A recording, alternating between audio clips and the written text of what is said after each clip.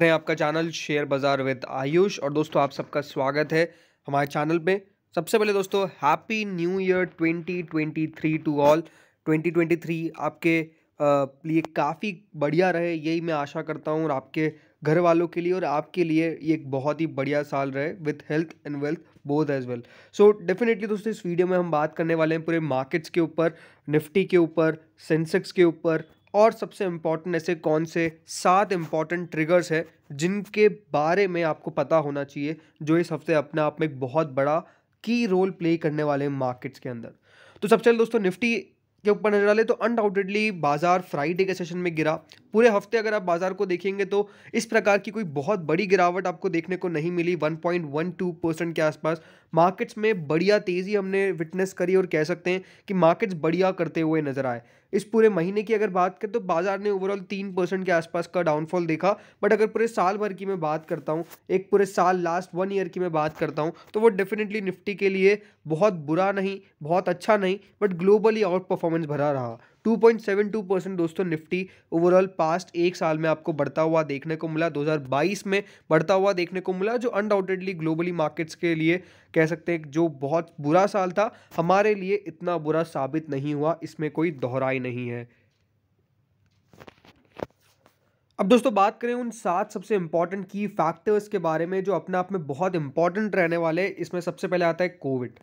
Covid undoubtedly एक बहुत specific मुद्दा रहा है पूरे बाजार का, और कह सकते हैं बाजार के अंदर तेजी और गिरावट में जो सबसे बड़ा फैक्टर अभी रहा है वो अनडाउटेडली कोविड था। बिकॉज कोविड के कारण ही आपको पता है कि मार्केट्स के अंदर आपने एक बड़ी गिरावट भी देखी थी, और बाजार कह सकते हैं यहाँ पर जो कोविड से रिलीफ लाते हैं तब बाजार में आपको बढ़ोतरी भी देखने को मिलती है। ज़रूर अभी इस प्रकार से मार्केट है जहाँ पे अगर कोविड की केसेस की मैं बात करता हूँ तो कोविड कुछ इसी प्रकार है कि देखिए बाजार में ज़रूर एक बहुत इंपॉर्टेंट गिरावट का असर पड़ता है। बट ओवरऑल अगर कोविड पे न्यूज़ देखेंगे तो यही है कि जो चाइनीज़ ट्रैवलर्स है उनके ऊपर रिस्ट्रिक्शंस आपको लगता हुआ नज़र आ रहा है, जिसमें कनाडा, ऑस्ट्रेलिया, मोरक्को, हम तो है ही है, उन्होंने भी कोविड रिस्ट्रिक्शंस को ऐड कर दिया है। हाँ, इंडिया की बात करें तो देखिए इंडिया ने पास्ट 24 आवर्स के अंदर 250 केसेस जो है वो नए कोविड के रिपोर्ट किए हैं। बट ये भी अपने आप में एक बहुत बड़ी न्यूज़ है कि जो हांगकांग है वो ये देख रहा है कि जनवरी 8 से रिज्यूम करे क्रॉस बॉर्डर ट्रैवल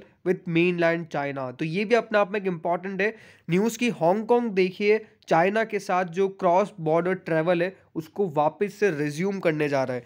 तो क्या कोविड चाइना के अंदर कम हो गया है वो डेफिनेटली किसी को नहीं पता है, बट हांगकांग की तरफ से आप मेनली कह सकते हैं कि ये फैसला ले लिया गया है। अब ज़्यादा देखिए हांगकांग के बारे में हम कुछ कह नहीं सकते बिकॉज चाइना काफ़ी ज़्यादा इन्फ्लुएंस करता है। बट ओवरऑल जैसा आपको पता ही है कि कोविड के केसेस के कारण जो ग्लोबली सरकारें हैं इंक्लूडिंग इंडिया, वो डेफिनेटली चाइना के अभी खिलाफ ही आपको देखने खिलाफ इन द सेंस कि देखिए रिस्ट्रिक्शंस होना बहुत इंपॉर्टेंट है। रिस्ट्रिक्शन से ताकि जो आम पब्लिक है उनको कोई भी दिक्कत ना हो सके, इंडियन गवर्नमेंट उसके बारे में डेफिनेटली फर्स्ट पब्लिक इंटरेस्ट के बारे में सोचेगी, और वही आपको देखने को मिल रहा है। सेकंड दोस्तों जो सबसे इंपॉर्टेंट फैक्टर रहने वाला है वो है ऑटोमोबाइल सेल्स। तो दोस्तों आज 1 जनवरी है और ऑटो सेल्स निकल के आ चुकी है। जी हाँ, ऑटो सेल्स के कह सकते हैं आंकड़े निकल के आ गए हैं। तो ऑटो सेल्स के आंकड़ों की बात करें तो ऑटो सेल्स जो दिसंबर के आंकड़े हैं उसमें टाटा मोटर्स की कार करीबन कह सकते हैं वहाँ पर आपको टैली देखने को मिली है, टाटा मोटर्स की सेल्स में बढ़ोतरी देखने को मिली है। बट रॉयल एनफील्ड की जो सेल्स है वो करीबन 7% डाउन हो गई है। जी हाँ, अब अगर मैं एक एक करके नंबर्स बताऊं तो वो यही निकल के आता है कि देखिए आयशर मोटर्स के लिए कह सकते हैं ये साल के अंदर कुछ खास बढ़िया नहीं रहा, बिकॉज 7% सालाना जो आयशर मोटर्स की गाड़ियां है वहाँ पर गिरावट देखने को मिली है। 7% सेल्स में ड्रॉप आया है, 68,400 यूनिट जो है वो बेची गई है। और सेल्स स्नैपशॉट यही निकल के आता है कि जो sales of models with engine capacity up to 350 cc वो करीबन 2% गिरी है। 350 सीसी को एक्सीड जो करती है वो 36% गिरी है। और कह सकते हैं कंपनी की जो एक्सपोर्ट्स है, जो कंपनी ने गाड़ियां बाहर बेची है या फिर एक्सपोर्ट्स करी यहाँ से, वो करीबन 8579 यूनिट्स सही है। आगे एस्कॉर्ट्स कुबोटा की बात करें तो वहाँ पर डेफिनेटली डीलरशिप राइज देखने को मिला है 19% का, जो एक बढ़िया फैक्टर है। करीबन डोमेस्टिक डिस्पैचेस जो उनके द्वारा किया गया है उसमें 22% की बढ़ोतरी देखने को मिली है, बट एक्सपोर्ट्स में गिरावट आई है 3.4% की। और अगर आगे बात करें टाटा मोटर्स की, तो देखिए टाटा मोटर्स की गाड़ियाँ करीबन 14% राइज दिखाती है सेल्स के अंदर, लेकिन जो सीवी डिस्पैचेस है जो एक्सपोर्ट्स है बेसिकली उनके भी गिरावट ही नज़र आई है। डोमेस्टिक सेल्स 10% बढ़ गई है, कमर्शियल व्हीकल जो डिस्पैच करती है कंपनी वहाँ पर 0.6% की गिरावट नज़र आई है। सेल्स ऑफ पैसेंजर व्हीकल्स 14% तक इंक्रीज कर चुकी है, ये दोस्तों कहा गया है। और कह सकते हैं यहाँ पर कंपनी के एग्जीक्यूटिव डायरेक्टर की तरफ से भी यही आया है कि हमारी सब ड्यू रहती हुई देखने को मिली है परफॉर्मेंस। जो इकोनॉमिक सिचुएशन है वो भी कह सकते हैं ओवरसीज़ मार्केट की बहुत खास नहीं है, बट ओवरऑल डोमेस्टिक परफॉर्मेंस वो कह रहे हैं कि बढ़िया रहा है। उन्होंने ये भी कहा है कि इंडस्ट्री हो सकता है कि अगले क्वार्टर से एक बहुत रोबस्ट डिमांड विटनेस करे, जो अपने आप में एक बहुत बड़ा फैक्टर आप कह सकते हैं अगले क्वार्टर्स में देखने को मिलेगा। एंड कह सकते हैं ऑटो सेक्टर इससे क्या बढ़िया करता है वो डेफिनेटली कल हमको नज़र आ जाएगा। ये भी कहा गया है कि जो कोविड राइज कर रहा है वो भी एक फैक्टर है सप्लाई साइड पे, बट ओवरऑल कंपनी के आंकड़े बुरे नहीं रहे। टोयोटा किर्लोस्कर की दोस्तों करीबन 3.8% के आसपास सेल्स डिक्लाइन कर गई है, और ये भी फैक्टर हम कह सकते हैं टोयोटा के लिए बढ़िया नहीं है, किर्लोस्कर के लिए बढ़िया नहीं है। और अगर आगे बात करें दोस्तों तो एमजी मोटर ने करीबन 53% जंप देखा है, जो वो गाड़ी डिस्पैच करते हैं उसके अंदर। ये भी अपना आप में एक बहुत बड़ी बात है, कितना बड़ा उनको जंप आता हुआ देखने को मिला है। तो यही दोस्तों अभी गाड़ी आंकड़े निकल के आए हैं, जिसमें मारुति की भी 9% के आसपास सेल्स फॉल कर गई है, जो लोअर स्मॉल कार डिस्पैच करती है वो इसमें फॉल आता हुआ नजर आया है। जिसमें जो मिनी और कॉम्पैक्ट सेगमेंट है वो 21.5% के आसपास फैल कर गया है, गिर गया है। बट यूटिलिटी व्हीकल सेल्स 22% तक बढ़ी है, और एक्सपोर्ट जो है उनके भी 2.2% के आसपास गिरावट देखने को मिली है।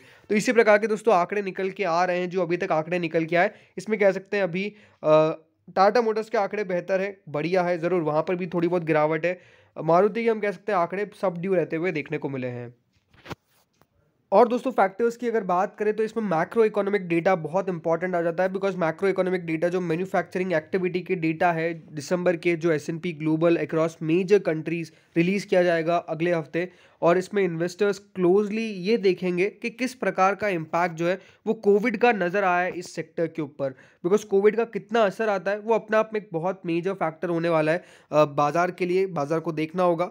डेटा ये भी शो करता है कि चाइना की जो मैन्युफैक्चरिंग एक्टिविटी है वहाँ पर कॉन्ट्रैक्शन यानी आपको कमी देखने को मिल सकती है for the straight third month despite Beijing loosening Covid restrictions. तो ये अपना आप में एक इंपॉर्टेंट फैक्टर है।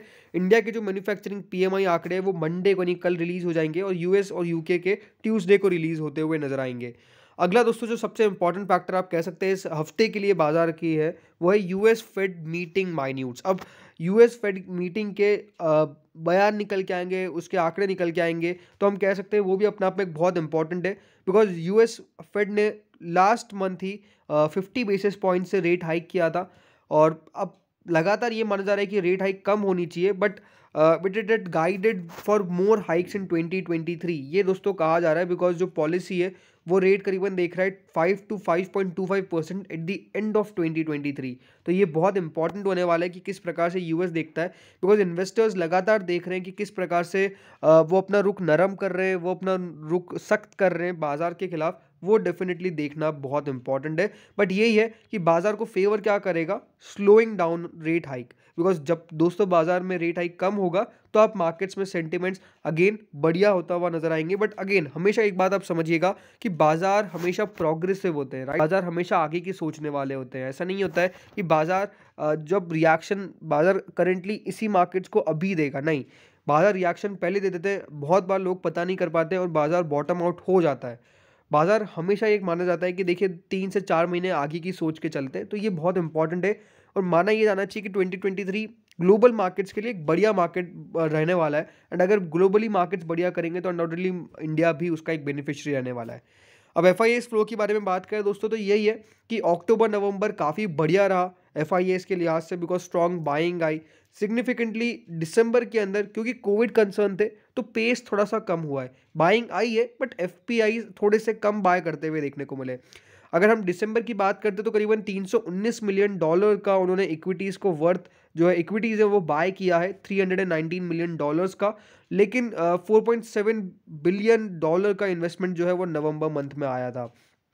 पूरे साल में आप देखिए तो FPIs नेट सोल्ड हुए हैं। ये अपना आप में एक इंपॉर्टेंट बात है कि एफपीआईज ने ज़्यादातर बेचा है करीबन 1.5 लाख करोड़ के एसेट्स, तो इक्विटीज़। तो ये अपना आप में इंपॉर्टेंट फैक्टर है, बट ये माना जा रहा है कि 2023 बढ़िया रहना चाहिए। The main trigger for FPI selling in 2022 is rising interest rates in the US and INR depreciation. Undoubtedly इस साल हमारी जो एशिया के अंदर डेफिनेटली जो करेंसी है वो वर्स्ट परफॉर्मिंग में रहती हुई देखने को मिली है। तो ये भी कोई अच्छी बात तो नहीं है कि अगर आपकी वर्स्ट परफॉर्मिंग करेंसी रहती हुई देखने को मिलेगी, तो ये तो एक दिक्कत वाली बात है ही, और एफपीआई उसको क्लोजली ट्रैक करते ही है आईएनआर को। दूसरा यही था कि जो लगातार यूएस अपनी रेट हाइक कर रहा था, उसके कारण दोस्तों एफपीआईज नेट सोल्ड बने रहे थे। बट अनडाउटेडली सी एफपीआईज को भी गलत साबित होना पड़ा, बिकॉज हमारे मार्केट्स को बहुत असर नहीं पड़ा, राइट। आप ग्लोबली मार्केट्स को उठा लीजिए, हमारे मार्केट्स को उठा लीजिए, बहुत बेहतर किया है हमने बाकी सबके मुकाबले। तो ये अपने आप में एक बहुत बढ़िया बात है। अगला दोस्तों एक इंपॉर्टेंट फैक्टर जो होने वाला है वो है आईपीओ। रेडियंट कैश मैनेजमेंट जो है वो डेब्यूट करने वाला है वेडनेसडे को, 4 जनवरी को उसका डेब्यूट होने वाला है। According to the current grey market 99 का जो इशू है वो 103 रुपये पर लिस्ट हो सकता है, बट अगेन कुछ कह नहीं सकते हैं, किस्ते पर लिस्ट होता है और लगातार आपको आईपीओ एक्शन तो चैनल पर मिलता ही है। अब टेक्निकल्स की बात कर लेते हैं, तो बाजार जो है वो डेफिनेटली 3 कंसेक्यूटिव वीक से लॉसेस दिखा रहा है, बट इस हफ्ते बाजार तब भी ठीक रहा। अभी भी देखिए बाजार में बियरिश कैंडल है, इसमें कोई डाउट नहीं है, बट अगेन बाजार कभी भी आपको मूव बढ़िया करता हुआ नजर आ सकता है। जो डेली चार्ट है वो ये शो करता है कि एक रेजिस्टेंस है ज़रूर, 18,400 के आसपास बाजार बार बार एक रुकावट दर्ज कर लेता है, वो अपने आप में एक इंपॉर्टेंट फैक्टर है। जो बाजार अगर क्रॉस कर देगा तो अपने आप में बढ़िया हो जाएगा। अब इंडेक्स लगातार शॉर्ट टर्म कंसोलिडेशन, जैसा मैंने आपको बताया कि 17,800 से 18,400 के बीच में करता है। ये जोन अगर बाजार के लिए एक बार क्रॉस हो गया तो आप मान के चलिए बाजार बढ़िया करता हुआ नजर आएगा, और फिर बाजार ऑल टाइम हाइस के करीब जो 18,887 का है उसके तरफ बढ़ता हुआ देखने को मिल जाएगा।